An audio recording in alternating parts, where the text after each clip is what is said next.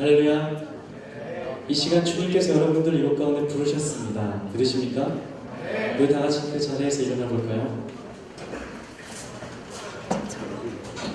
정말 찬양받기에 합당하시고 예배받기에 합당하신 주님께 우리 다 같이 전심으로 주님께 나아갑시다.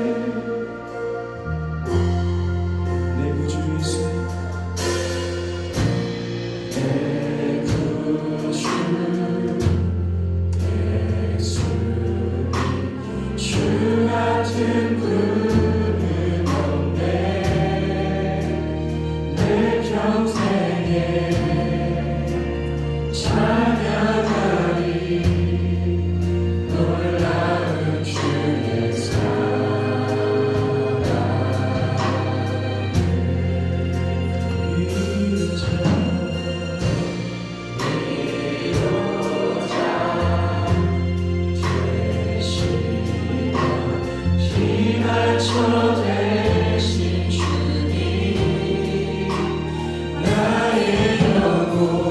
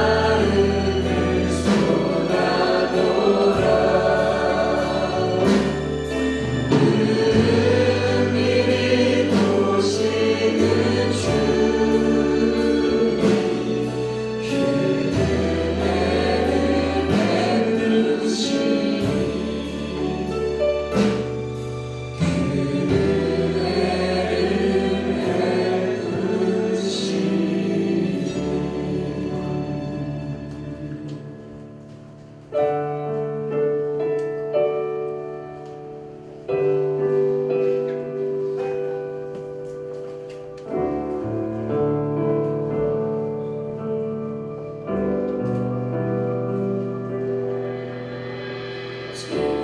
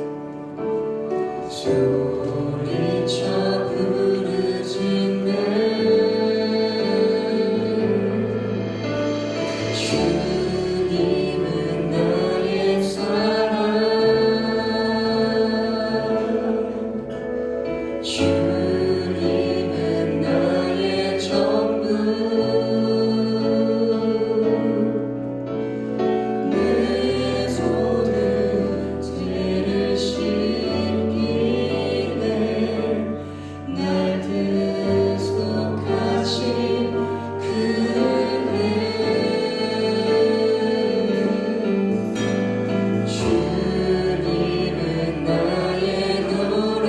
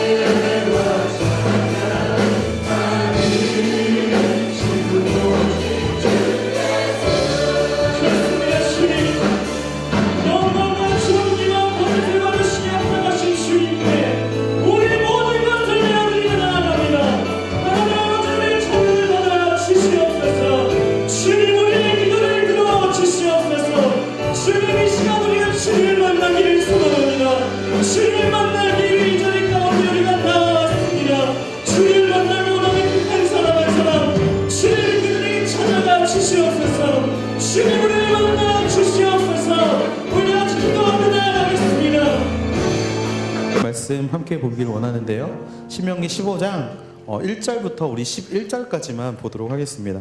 15장 1절부터 11절까지 오늘 함께 말씀 볼 텐데요.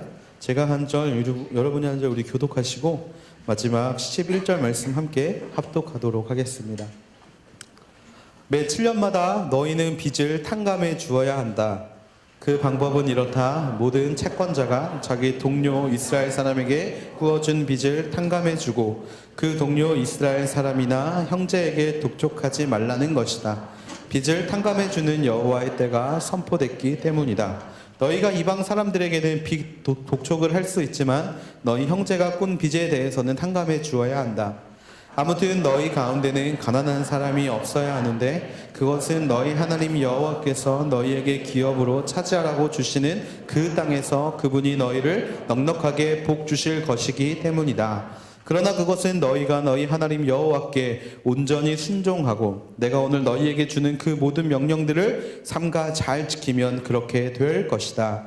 너희 하나님 여호와께서 약속하신 대로 너희에게 복 주실 것이니 너희가 많은 민족들에게 빌려 꾸지 않을 것이다. 너희는 많은 민족들을 다스릴 것이고 어느 누구도 너희를 다스리지 않을 것이다. 너희 하나님 여호와께서 너희에게 주시는 그 땅에 어느 한 성읍에서 너희 형제들 가운데 가난한 사람이 있다면 그 가난한 형제를 향해 마음이 인색해지거나 주먹을 움켜쥐는 일이 없도록 하라. 오히려 손을 벌려 그가 필요한 모든 것을 대가 없이 빌려주라. 삼가 너는 나쁜 마음을 갖지 마라. 궁핍한 형제에게 내 눈을 악하게 뜨고 7년 해다 빚을 탕감할 때가 가까이 왔다 하고 내가 그에게 아무것도 주지 않으면 그가 너에 대해 여호와께 부르짖을 것이니 그것이 내게 죄가 될 것이다. 그에게 넉넉히 주되 내가 그에게 줄 때는 인색한 마음을 갖지 마라. 그러면 이 일로 인해 너희 하나님 여호와께서 너희가 하는 모든 일에 너희 손이 닿는 모든 일에 너희에게 복 주실 것이다. 함께 보겠습니다. 땅에는 항상 가난한 사람들이 있을 것이다. 내가 너희에게 명령한다. 너희 땅에 있는 너희 형제들 가운데 가난하고 궁핍한 사람들에게 손을 펴 도우라. 아멘. 오늘 이 말씀으로 하나님께서 저와 여러분에게 은혜 주시기를 원합니다. 지금 대한민국은 변화의 한복판에 서 있습니다. 전 대통령이 탄핵당하고 이제 장미 대선이라고 불리우는 대선이 이제 내일 모레 다가왔죠. 혹시 사전 투표하신 분들 있을지 모르겠습니다. 저도 좀 이렇게 빨리 이 나라가 좀 변했으면 하는 열망을 가지고 딸을 데리고 사전 투표장에 가서 이제 우리 자녀에게도 투표를 하는 거에 대한 습관을 좀 들이려고 딸을 데리고 가서 어린이날 때 투표를 하고 왔습니다. 이 새로운 국면을 이끌어낸 거는 사실 국민의 힘이라고 생각합니다. 소위 말하는 촛불 집회, 많은 사람들의 열망과 갈망이 담긴 집회, 사회적 약자라고 치부되었던 사람들이 자신의 목소리를 드러냈던 그 집회, 바로 그 집회 때문에 이 세상이 이제 변화의 시작이 되고 있는 거라고 믿습니다. 기존의 틀을 벗어나고 싶다라는 그들은 이제 패러다임을 깨기 시작하고 있어요. 어떤 패러다임이냐면 기존의 우리나라 정치는 지역적 패러다임이 굉장히 강했습니다. 호남과 영남으로 대변되는, 그리고 또 충남으로 대변되는 이 세 지역의 패러다임이 굉장히 강해서 영남, 소위 말하는 신한국당으로 대변되는, 또 요즘에는 뭐 새누리당, 뭐 여러 당이 있죠. 예, 당명은 계속 바뀌고 있지만 영남, TK, 부산에 살고 있으면 그 당을 뽑아야 되고, 전라도에 살고 있으면 DJ로 대변되는 그 당을 뽑아야 한다라는 이런 패러다임에서 사실 그 패러다임이 바뀌고 있다라는 것이죠. 우리는 알게 모르게 이런 패러다임의 영향을 굉장히 많이 받아왔습니다.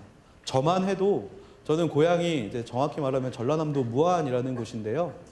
광주 바로 옆에 있는 곳이에요. 그러다 보니까 저희 부모님들은 5.18 광주와 민주 항쟁이라고 불리는 사건의 현장에 계셨던 분들입니다.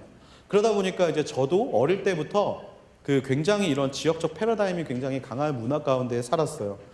물론 지금은 저는 이제 그것에서 벗어나기 위해서 제 스스로가 많이 경계를 하고 있고, 그래서 오히려 더 공약을 보고 오히려 더 사람의 됨됨이를 보려고 노력을 하고 있습니다. 그리고 그 일환으로 결혼을 부산 사람이랑 했어요. 네, 사회적 대통합을 이루고 있습니다. 네, 개인적으로 그렇게 살고 있습니다.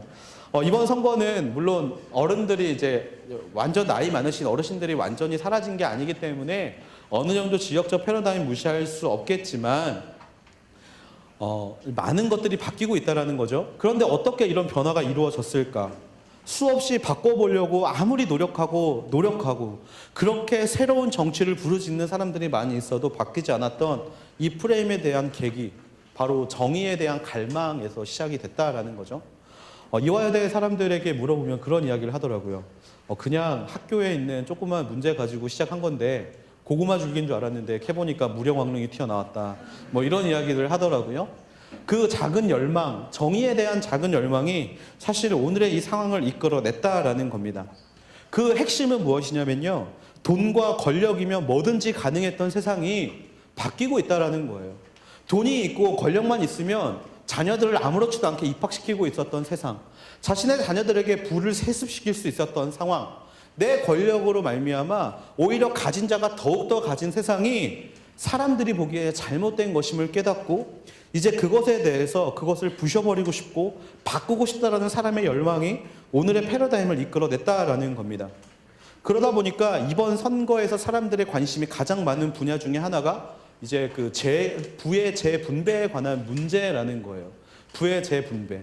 사실 제가 그 설교를 준비하면서 여러분에게 이렇게 이야기를 하면 여러분이 얼마나 공감을 할까에 대한 좀 두려움이 있어요. 왜냐하면 저도 20대 때는 정치에 관심이 전혀 없었거든요. 이제 그냥 대통령 선거는 쉬는 날, 그냥 데이트하는 날, 정확히 말하면 놀이동산 가는 날, 뭐 이렇게 혼자 뭐 생각하면서 투표도 안 하고 그렇게 살았기 때문에 저의 경험으로 되돌아봤을 때 이제 그러지 않기를 바라는 마음으로 사실 여러분에게 이야기를 더 하는 것도 있습니다.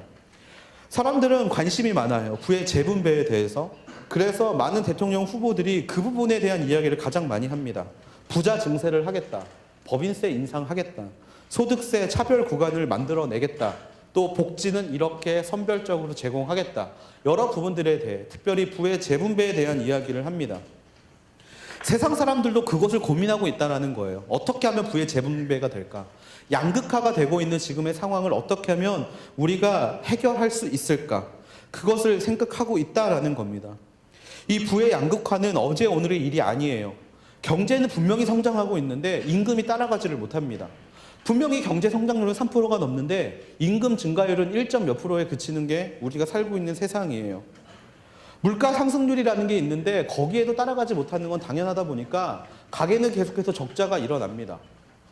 많은 경제학자들이 그 문제를 해결하기 위해서 맞벌이라는 카드를 생각하고 여성들의 인권이 신장되면서 맞벌이를 시작을 했는데 이상하게 맞벌이를 하면 경제가 나아질 거라고 생각하는데 나아지지 않아요. 왜냐하면 가진 자들이 더 가지기 때문에 그렇다라는 거죠. 이제 그런 상황이 계속되다 보니까 사실 억대 연봉은 날이 갈수록 늘어나가고 있고 반대로 최저급여를 받는 청년들도 갈수록 늘어가고 있다는 사실입니다. 세상은 이 문제를 해결하려고 노력하고 있어요. 소득의 재분배에 대한 이 고민들. 그런데 믿는 사람이라면 적어도 이 부분에 대해서 하나님은 어떻게 이야기하실까라는 것을 한 번쯤은 돌아봐야 한다라는 겁니다. 성경이 재밌는 거는요, 사회적 문제를 성경은 항상 이야기를 하고 있다는 게 굉장히 재밌습니다. 오늘 우리가 함께 읽어본 말씀은요, 성경이 말하는 사회의 재분배, 부의 재분배를 어떻게 할 것이냐 라는 중심에 관한 말씀이 오늘 우리가 보고 있는 바로 이 말씀이라는 것이죠. 이 말씀을 보기 전에 우리가 한 가지 생각해야 될 것이 하나 있는데 그것은 무엇이냐면 하나님의 관심의 대상이 어디에 있느냐를 우리는 먼저 바라보아야 합니다. 여러분, 하나님은 무엇에 관심이 많으실까요?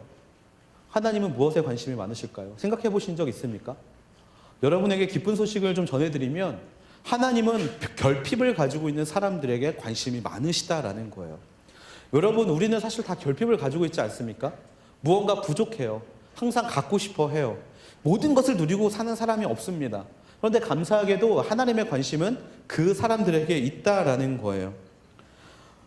예수님께서 이 땅 가운데 내려오셔서 신약 3년간의 공생의 생활 가운데 하나님은 한 번도 무언가를 누리고 있고 가지고 있고 모든 권력을 가지고 있는 사람들과 절대 함께 하시지 않았다는 것을 우리가 바라보아야 합니다. 하나님은요, 헐벗고 굶주리고 남편이 없고 부족한 사람들, 인생에 대한 고민이 있고 가족이 죽었거나 이런 어려운 가운데 처해 있는 사람들과 항상 함께 하셨다라는 거예요. 결핍을 가진 자들과 함께 하셨다라는 겁니다.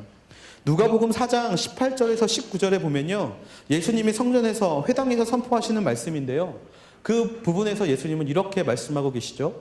본문 준비됐나요? 네, 같이 한번 읽어볼게요. 시작. 주의 영이 내게 내리셨다. 이는 하나님께서 내게 기름을 부으셔서 가난한 사람들에게 복음을 전파하도록 하기 위해서다. 하나님께서는 포로된 사람들에게 자유를, 못 보는 사람들에게 다시 볼 수 있음을, 억눌린 사람에게 해방을 선포하기 위해 나를 보내셨다. 주의 은혜의 해를 선포하도록 하기 위함이다. 아멘. 주의 영이 내게 내리신 이유는 무엇이냐면 결핍을 가지고 있는 사람들에게 채움을 경험하게 하기 위해서 바로 하나님께서 예수님을 이 땅 가운데 보내셨고 예수님에게 성령을 허락하셨다라는 것이 예수님이 이 땅 가운데 오신 사건의 포인트라는 것입니다. 결국에 하나님은 그들에게 은혜 베푸시기를 원해요. 그들에게 은혜를 베푸시기를 원하시고 특별히 당신을 사랑하는 사람에게 끊임없이 그 은혜를 누리게 하기를 원하신다라는 겁니다. 그런데 하나님은 우리에게 그 은혜를 누리고 있는 사람을 두 가지로 요약을 하셨어요. 첫 번째가 하나님을 내 마음과 힘과 뜻을 다해 사랑하는 사람, 그리고 두 번째로 내 이웃을 내 몸과 같이 사랑하는 사람. 이 두 가지로 하나님을 요약하셨다는 사실을 우리는 너무나 잘 알고 있습니다. 사실 신명기 말씀이 1장부터 4장까지는 과거의 회상이라면 5장부터 26장까지의 말씀은 앞으로 어떻게 살아야 하는지에 대한 말씀인데 오늘 굉장히 생뚱맞게 갑자기 가난한 사람을 도우라라는 말이 등장합니다. 그 전까지는요, 무엇을 해라, 율법과 계명을 잘 지켜라 라는 말로 계속되었던 말씀이 오늘 말씀을 통해서는 갑자기 가난한 사람을 도우라 라는 말, 특별히 빚을 탕감해 주어라 라는 말로 하나님께서 이야기를 하고 계시다라는 거예요. 사실 우리가 보기에는 굉장히 생뚱맞은 말로 갑자기 등장하는 것처럼 보일지 모르겠지만 하나님이 우리에게 주시는 확실한 메시지가 이 안에 담겨 있다는 겁니다. 그 메시지는 무엇이냐면 결국에 하나님을 사랑하는 방법은 이웃을 사랑하는 거다 라는 것을 우리에게 이야기해 주고 있다는 것이죠. 특별히 오늘의 말씀은요, 어떻게 하면 이웃 사랑을 너희들의 삶 가운데 실천할 수 있을 것이냐, 바로 그것에 관계된 실장적인 삶의 모습이 오늘 말씀에 등장하는 것입니다. 1절 말씀 우리 같이 한번 읽어볼게요. 1절 말씀 시작. 매 7년마다 너희는 빚을 탕감해 주어야 한다. 아멘. 매 7년이라는 것은 무엇이냐면 안식년이라는 거예요. 안식년. 우리가 매 주간마다 안식일을 경험하고 있지 않습니까? 7일째 돌아오는 주일은 안식일로 챙기고 살아가는데 그것이 연으로 확장되는 게 바로 안식년이라는 개념입니다.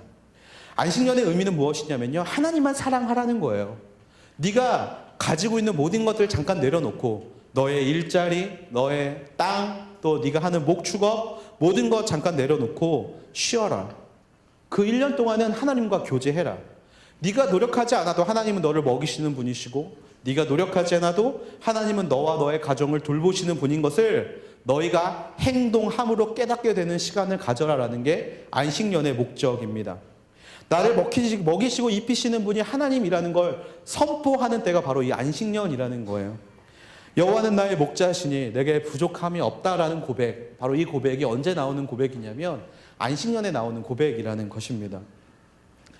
그런데 그것은 그냥 쉬는 것뿐만이 아니라 또 한 사람들에게 허락이 되는데 그것은 무엇이냐면 빚을 가지고 있는 사람들에게도 그 안식년이 동일하게 선포되고 있다라는 사실이에요. 사실 이 하나님께서 모든 것을 면제해 주어라, 모든 것을 탕감해 주어라라는 이 탕감이라는 뜻은 어떤 뜻을 가지고 있냐면 바로 던져버려라라는 뜻을 가지고 있어요. 던져버려라. 무슨 이야기냐면 땅을 던져버려라. 네가 가지고 있는 생각들 던져버려라. 네가 가지고 있는 빚 또한 던져버려라. 그것을 너의 마음 가운데 품지 말고 하나님이 너의 가운데 자유함을 선포하셨으니 그 모든 것에 자유하라라는 이야기가 들어있다라는 겁니다. 그 관계에는 다른 사람들에게 빌려준 돈까지도 포함이 되어 있다라는 거죠. 어떤 사람들은 이것에 대해서 이렇게 이야기할지도 모르겠습니다. 아니 안식년은 하나님과 나 사이의 관계 아닙니까? 그런데 왜 내가 다른 사람들이 나에게 진 빚까지 다 제해 주어야 합니까? 나는 내가 노력해서 번 돈이고 그 사람은 열심히 노력하지 않아서 벌지 못한 돈인데 왜 우리는 그 사람의 이런 상황을 받아줘야 됩니까? 라고 이야기할지도 모르겠습니다. 그런데 그것에는 이제 하나님의 두 가지 뜻이 있어요. 첫 번째는 무엇이냐면 빚의 문제는 내 마음의 짐이기 때문에 그래요. 사실 빚이라는 거는요, 빌려준 사람은 절대 잊지 못합니다. 빌린 사람은 까먹을 수가 있어요. 근데 빌려준 사람은 절대 잊지 못합니다. 어느 정도 이상의 액수의 금액이라면 절대 까먹지 못해요. 특별히 그것을 언제 받아야겠다고 생각하냐면 내가 좀 돈이 부족할 때, 특별히 내가 뭔가를 사고 싶은데 돈이 없을 때, 누구한테 빌려준 돈 없나? 라는 생각을 우리가 제일 먼저 하게 됩니다. 한마디로 그것을 생각하고 있다 보면 하나님 앞에 진정한 안식을 누리지 못한다라는 거예요. 빌려준 사람의 입장에서는 그렇다라는 겁니다. 그러면 빌린 사람의 입장은 어떻겠습니까? 누군가에게 빚을 줬어요. 그게 그 사람에게는 얼마나 압박이겠습니까? 그 사람에게 문자가 올 때마다 그 사람의 마음은 어렵다라는 거예요. 사실 제가 그 학자금 대출을 올해 1월에 거의 다 갚았는데 못 갚았던 3년의 기간이 있어요. 그래서 수입이 없어서 갚을 수 없었던 기간이 좀 있었는데 그때마다 제일 받기 싫었던 문자가 뭐였냐면 그 한국장학재단에서 오는 문자였습니다. 고객님의 학자금 대출이 얼마가 미납되었습니다. 갚지 않으시면 신용불량자가 되시고 신용불량자가 되면 강제 구인이 강제 채권 징수가 이루어질 예정입니다. 라는 이야기들이 너무 듣기 싫은 거예요. 근데 그게 차단이 안 돼요, 그 문자가. 재밌는 게 차단이 안 되더라고요. 정말 그 빚쟁이의 심정, 어린 시절부터 가뜩이나 아버지가 진 빚 때문에 매일 쫓겨다녔던 사람이 이제 내 이름으로 된 빚까지 쫓기게 되니까 마음의 안식을 얻을 수가 없더라고요. 그런데 안식년은 똑같이 선포되는 거잖아요. 빌린 사람이나 빌려준 사람이나. 한마디로 하나님이 그것을 탕감해 주라라는 이야기는 빌린 사람의 마음을 편하게 하시기 위한 뜻도 담겨져 있었다라는 겁니다. 빌린 사람에게도 정말 이때가 진정한 노임의 시간, 진정한 자유의 시간, 바로 그것이 되어야 한다라는 것이죠.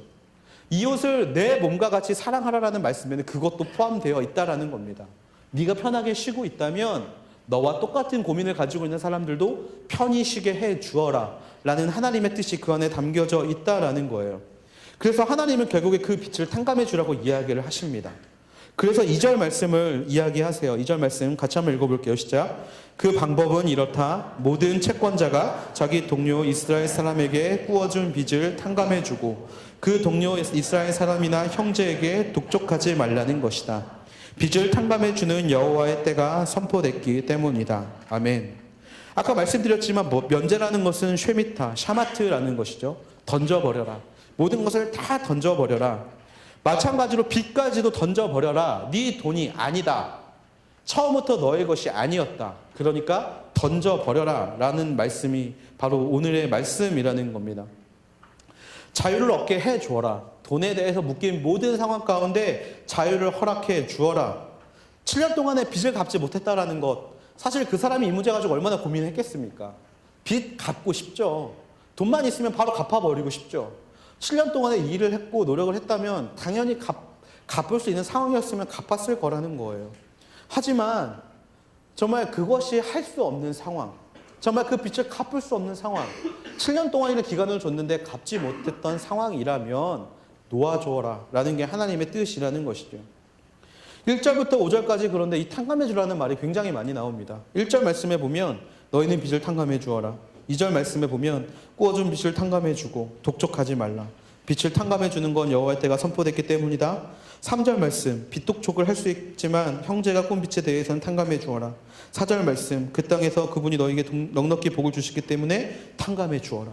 계속해서 탕감해 줘라, 탕감해 줘라, 탕감해 줘라. 왜 이렇게 강조해 주시는가? 놔버려라, 놔버려라. 우리가 가장 놓지 못나는 문제가 바로 이 물질의 문제이기 때문에 그렇다라는 겁니다. 이거는 뭐 돈을 가진 사람들에게만 적용되는 말이 아니에요.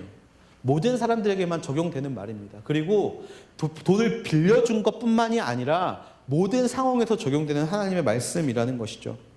4절 말씀에 보면 이렇게 이야기를 하고 있어요. 아무튼 너희 가운데는 가난한 사람이 없어야 하는데 그것은 너희 하나님 여호와께서 너희에게 기업으로 차지하라고 주시는 그 땅에서 그분이 너희를 넉넉하게 복 주실 것이기 때문이다.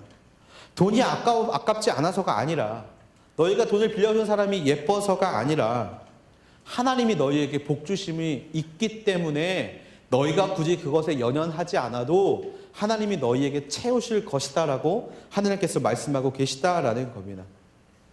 이 말씀을 삶 가운데 적용하기 위해서는 우리에게 믿음이 필요해요.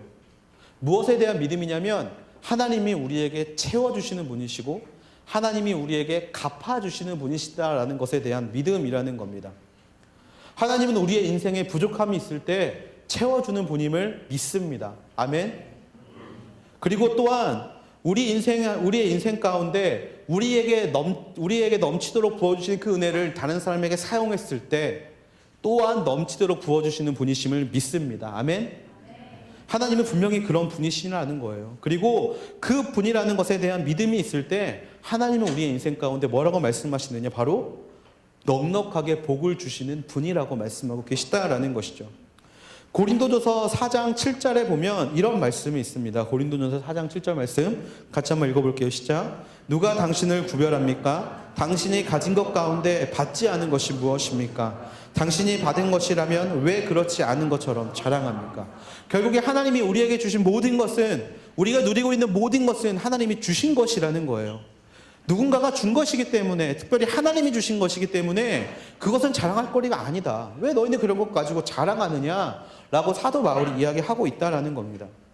이에 대한 믿음이 우리 가운데 있을 때 우리는 세 가지의 눈을 갖게 돼요. 세 가지의 눈. 첫 번째가 무엇이냐면 긍휼의 눈입니다. 긍휼의 눈. 여러분, 긍휼이 무엇입니까? 오직 사랑의 열매는 사랑과 희락과 화평과 오래 참음과 자비와 양성과 온유와 자비와 양성과 오래 참음과 긍휼, 또 인내, 모든 게 들어있는데 거기에 긍휼이 나오는데 긍휼이 도대체 뭐냐는 거예요. 여러분, 그거에 대한 뜻을 알고 계십니까? 긍휼이 뭔지? 긍휼의 뜻은 이거예요. 정확히 말하면 가볍게 보고 돌보아주는 마음입니다. 가볍게 보는 게 긍휼이 아니고요. 가볍게 보면서 돌보아주는 게 긍휼이라는 거예요. 긍휼이란 단어에는 행위의 단어가 들어 있습니다. 지나가다가 불쌍한 할머니가 보이는 게 긍휼의 마음이 아니라 내가 직접 어려운 사람들을 찾아다니는 게 긍휼의 마음이라는 거예요. 긍휼은 직접 나가서 우리가 그들을 돕는 것이라는 겁니다. 우리 주변에 이웃에 불편함이 없는가? 우리 주변의 이웃의 부족함이 없는가를 살펴보면서 살아가는 것, 바로 그게 긍휼이고요. 하나님이 채워주심을 믿는 사람에게는 이 긍휼의 눈이 생긴다라는 거예요. 이 긍휼한 마음, 모든 것을 채우시고 입히시는 하나님을 향한 믿음이 있을 때 생긴다라는 겁니다.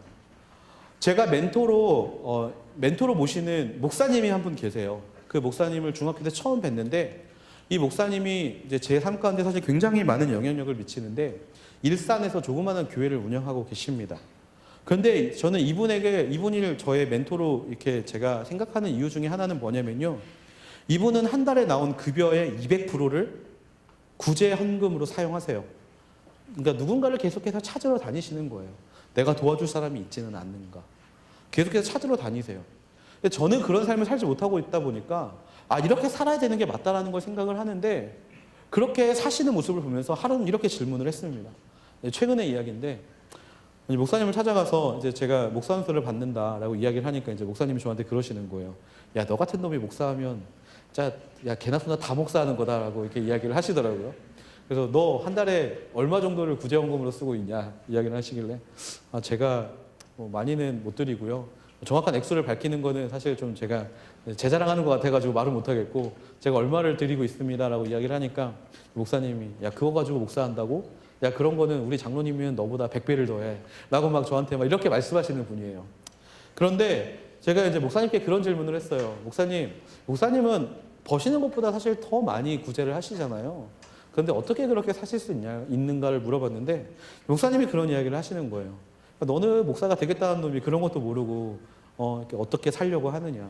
하나님을 믿는 사람이라면 하나님의 일을 위해서 그것을 사용하면 더 많은 것들을 채워주는 건 하나님의 당연한 법칙이 아니냐라고 이야기를 하시더라고요. 그러면서 언젠가 네가 이 일에 대해 설교할 일이 있을지 모르니까 내가 예언거리를 하나 주겠다라고 말씀하신 거를 제가 지금 여러분에게 하려고 하는 거예요. 이분이 사실은 현대그룹 정주영 회장과 같이 우리나라 제1세대 외환 딜러를 하시던 분이세요. 그러니까 이분이 가지고 있는 자산이 수천억이 넘었거든요.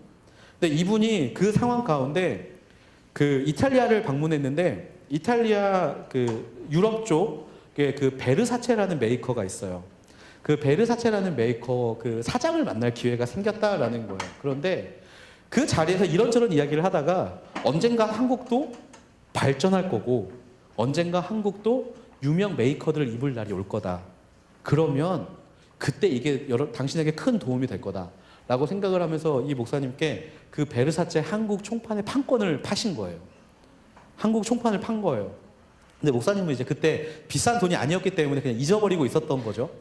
그런데 이제 그 목사님이 이제 목사 안수를 받고 이제 그 하고 있었는데, 이제 은행에서 연락이 온 거예요. 은행에서 그 예금 잔고가 너무 많은데 이거 확인 한번 해보셔라. 그래가지고 확인을 딱 해봤더니 그 안에 그동안 찾지 않았던 돈들이 너무 많이 들어있었던 거예요. 그 판권을 가지고. 왜냐하면 한국하고 이거 소통을 해야 되는데 판권은 누가 가지고 있다고 하는데 그 사람이 등록되어 있는 계좌로 돈을 보내다 보니까 이제 목사님 그걸 모르고 계시다가 어느 날 통장 정리를 해봤는데 이제 돈이 너무 많이 들어있는 거죠. 이제 물론 이제 그걸 다 헌금을 하셨다라고 하더라고요. 근데 이제 그 목사님이 이제 저한테 하시는 말씀이 그거인 거예요. 상상하지 못하는 방법으로 하나님은 너를 도우신다.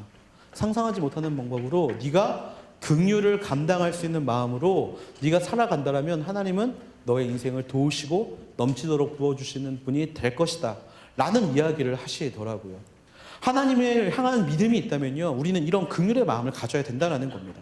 하나님이 도우시고 채우실 것을 경험하는 사람, 하나님이 정말 나의 인생 가운데 어떻게 역사하시는 것을 보려면 그 믿음의 눈을 가져야 한다는 것이죠. 내가 가진 것으로 하려고 하면 할 수 없습니다. 먹고 살기도 빠듯한데 할 수 없어요. 하지만 하나님이 도우신다는 것을 믿으면 할 수 있습니다. 앞으로 여러분들은 미래에 이런 일들을 감당하셔야 될 분이 되세요. 여러분들은 다 직장인이 될 거고요. 여러분들은 다 사업자가 될 거고요. 여러분은 다 돈을 버시는 사람들이 될 거예요. 그때 하나님이 주시는 긍휼의 마음을 갖게 되기를 주님의 이름으로 축원합니다.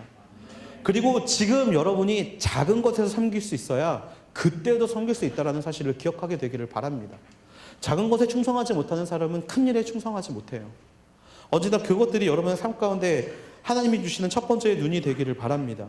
두 번째로요, 믿음의 눈이에요. 믿음의 눈. 내가 손해를 보아도 하나님이 채우실 것이다라는 믿음의 눈. 결국 모든 재물과 관련된 것은 하나님께 속해 있기 때문에 마음의 자유를 얻게 되는 눈입니다. 사실 이것이 있으면 어려울 게 거의 없죠. 이 땅에서 하나님의 나라를 누리려면 제일 먼저 제해야 버려야 되는 게 바로 재물에 관한 마음이에요. 여러분, 취직하지 못해서 자살하는 사람이 너무나 많습니다. 여러분, 삶 가운데 무언가를 얻지 못해서 죽는 사람들 너무나 많아요. 왜 죽습니까? 막막하기 때문에 죽는 거죠. 무엇이 막막합니까? 먹고 살 일이 막막하게 된다라는 거예요. 왜 사업에 실패하면 죽습니까? 내일이 막막하기 때문에. 하지만 이 재물의 문제에서 우리가 뛰어넘을 수만 있다면, 결국에 하나님께서 허락하시는 믿음의 눈을 가질 수만 있다면 결국에 하나님의 나라를 이 땅 가운데 우리가 누리게 될 수 있다라는 겁니다. 세 번째로요, 관계의 눈을 가지게 됩니다. 관계의 눈. 무엇이냐면 사람들 사이에 이 재물 때문에 상하가 생긴다라는 거예요. 누군가에게 베푸는 사람은 상위의 포지션을 차지하게 되고 그것을 받는 사람은 하위의 포지션을 갖게 됩니다. 왜 이런 관계에 어려움이 생깁니까? 바로 재물을 주는 것이 사람이라고 생각하기 때문에 그렇다라는 거예요. 하지만요, 하나님을 믿는 사람에게 있어서는요, 내가 베풀 수 있는 건 하나님이 나를 통해서 그 사람에게 베푸는 것이지 내가 베푸는 것이 아니라는 거예요. 마찬가지로 그것을 받는 사람의 입장에서는요, 어떤 사람이 나에게 주는 것이 아니라 하나님이 나에게 주시는 것이라는 것을 믿고 갈 때 그 관계가 수평의 관계가 된다라는 겁니다. 이상하게 우리에게 많은 돈을 주는 사람에게 우리는 굽신거리게 될 수밖에 없어요. 돈의 문제 가운데 상하 관계가 되면 그렇게 된다라는 겁니다. 하지만 하나님을 믿는 사람에게는 믿음의 눈이 생긴다라는 거예요. 이런 관계의 눈이 생긴다라는 겁니다. 하나님이 저 사람을 통해 나를 일하시는구나. 하나님이 저 사람을 통해 나에게 역사하시는구나. 또는 하나님이 나를 통해 저 사람에게 부어주시라고 하시는 거구나. 그 관계가 될 때 세상은 수평 관계가 될 수 있다라는 겁니다. 주는 입장에선 자신이 자신의 것을 준다고 생각하지 않게 되고, 받는 자 입장에선 사람이 주는 것이 아니라 하나님이 주는 것으로 반응하게 될 때 우리 안에 관계의 회복이 일어나게 되고 우리 안에 수평의 관계가 이루어지게 된다라는 것이죠.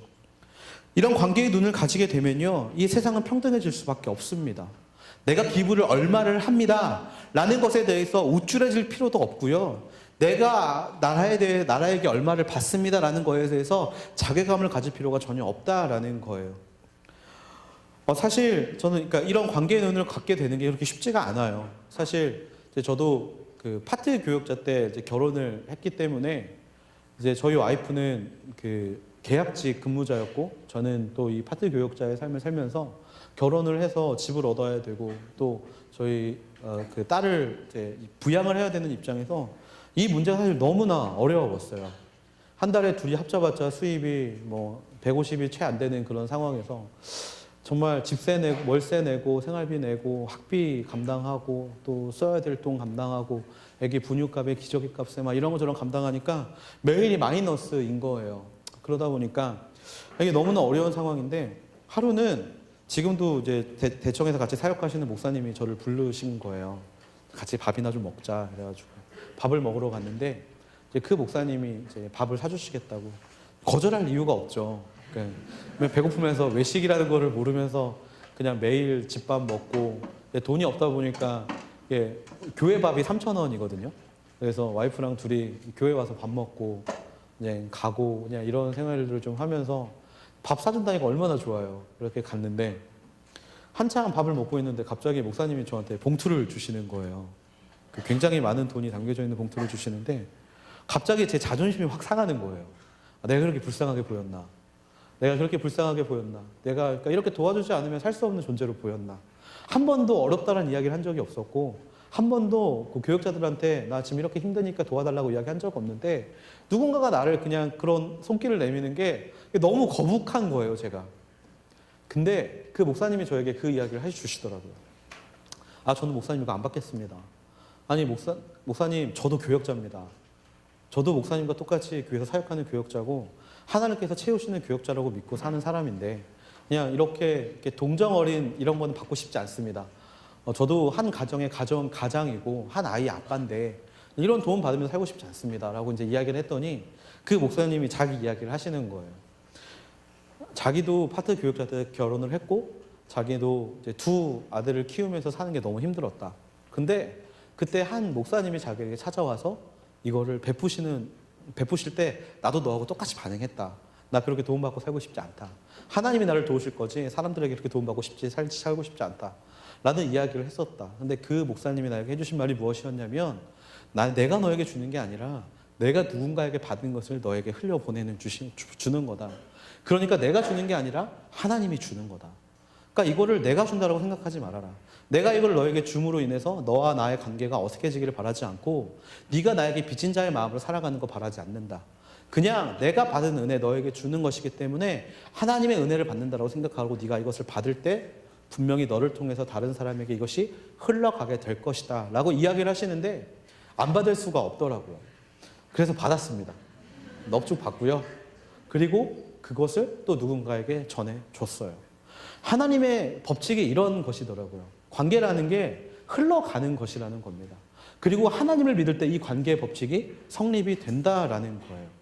여러분들 하나님은 그런 눈을 우리에게 허락하신다라는 겁니다. 여러분이 받으신 것이 있다면 흘려보내세요. 그게 하나님이 원하시는 부의 재분배라는 겁니다. 그런데 세상의 분배와 하나님의 분배의 법칙이 다른 것은 무엇이냐면요. 바로 세상의 법칙은요. 그 분배의 문제에서 가진 자의 것을 억지로 빼서 약한 자에게 돌려주는 거지만요. 믿는 자들에게서 그 재분배는 감사함으로 자연스럽게 이루어지는 문제라는 것입니다. 6절 말씀에 보면 이런 말씀이 있어요. 너희 하나님 여호와께서 약속하신 대로 너희에게 복 주실 것이니 너희가 많은 민족들에게 빌려주고 꾸지 않을 것이다. 너희는 많은 민족들을 다스릴 것이고 어느 누구도 너희를 다스리지 않을 것이다.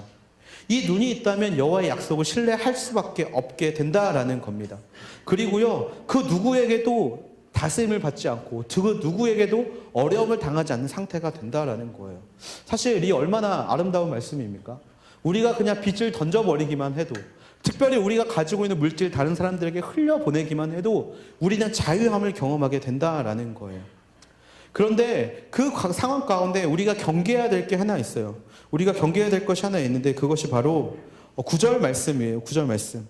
같이 한번 읽어볼게요. 9절 말씀 시작. 삼가 너는 나쁜 마음을 갖지 마라. 궁핍한 형제에게 내 눈을 악하게 뜨고 7년째 해다 빚을 탕감할 때가 가까이 왔다 하고 내가 그에게 아무것도 주지 않으면 그가 너에 대해 여호와께 부르짖을 것이니 그것이 내게 죄가 될 것이다. 아멘. 결국에 하나님이 이 9절의 말씀을 우리에게 경계의 말씀으로 주신다라는 겁니다. 사실 하나님의 말씀으로만 살면요, 이 세상은 굉장히 정의로워질 거예요. 빚을 진 자가 7년마다 그 빚이 해방이 선포되게 되면요, 7년마다 재정의 문제가 리셋이 되는 거예요. 리셋. 여러분들 어린 시절에 빚 가운데 시달린 경험 많이 하셨을 거예요.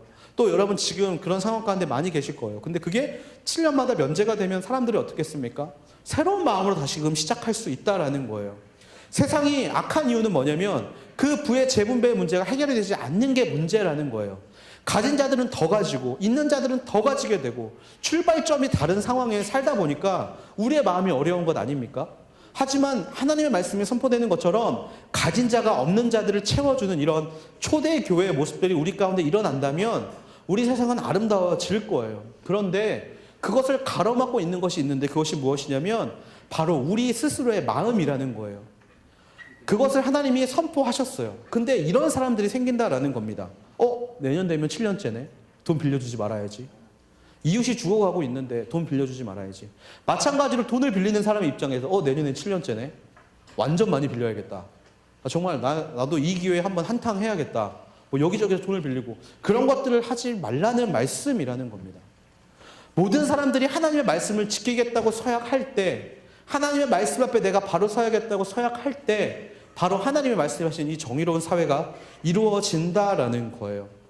모든 것을 계산하지 말라는 겁니다. 세상은 법을 만들면 편법이라는 걸 만들어요.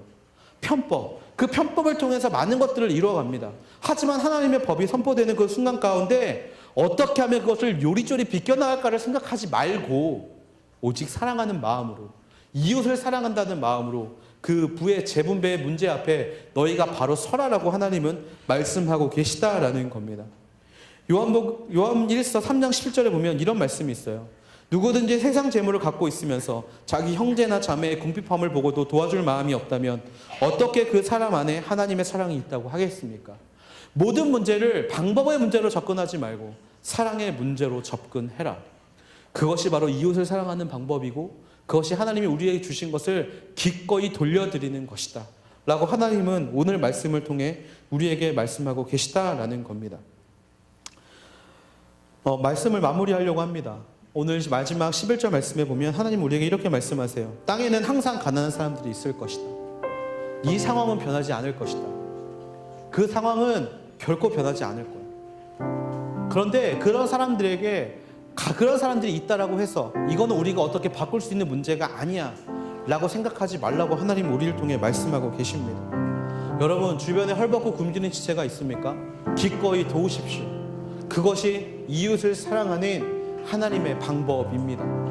야고보서 1장 말씀에 보면요, 하나님 앞에 흠없는 경건은 객과 고아와 과부를 돌보시는 거라고 이야기하시고 있습니다. 오늘 그런 인생을 살아가게 되는 저와 여러분이 되기를 주님의 이름으로 축원합니다. 이 세상은 바뀔 겁니다.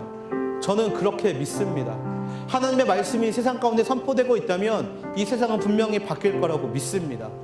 여러분을 통해서 세상은 바뀔 것이고요, 여러분을 통해서 넘치는 부의 문제가 가난한 자들에게 흘러가게 될 것으로 믿습니다.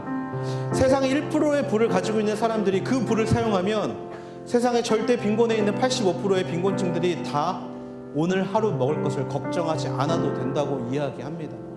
이 부의 불균형 문제, 하나님은 분명히 우리를 통해서 해결하고 싶어 하십니다. 많이 가지셨습니까? 여러분, 부모님이 많은 재화를 가지고 계십니까? 여러분, 좋은 곳에 취직하셔서 여러분이 가지고 있는 재물들이 많으십니까? 기꺼이 베풀 수 있는 여러분이 되기를 주님의 이름으로 축원합니다. 하나님이 도우실 겁니다. 긍휼의 눈을 가지고 있는 여러분에게, 믿음의 눈을 가지고 있는 여러분에게, 관계의 눈을 가지고 있는 여러분에게 하나님은 분명히 큰 복으로 더욱더 채워주실 것이고 여러분의 손해를 더해 주실 것을 믿습니다. 그렇게 믿고 나아가는 하나님의 귀한 자녀 되기를 주님의 이름으로 축원합니다. 우리 시간에 함께 기도함으로 나아갔으면 좋겠는데요, 우리 특별히 하나님께 이렇게 기도했으면 좋겠습니다. 하나님, 내가 먼저 이웃을 사랑할 수 있는 사람이 되게 하여 주시옵소서. 내가 먼저 내 주변에 있는 사람들을 돌봐줄 수 있는 사람들이 되게 하여 주시옵소서. 내가 먼저 나의 주변에 있는 사람들의 어려움을 찾아보고 돌보며 그들에게 기껏을 나의 것을 아낌없이 나누어 줄 수 있는 사람들이 되게 하여 주시옵소서. 아버지, 악한 마음을 품고 아버지, 내가 그들에게 했던 것을 되돌려 받으려는 마음을 가지고 하나님 앞에 달려가는 인생들이 아니라 내 이웃을 냄과 같이 사랑하시는 주님의 그 말씀을 붙잡고 그들에게 사랑의 말, 사랑의 언어, 그리고 그들의 마음을 아버지 넉넉히 회복시킬 수 있을 만한 재물을 기꺼이 허락할 수 있는 하나님의 자녀가 되게 하여 주시옵소서.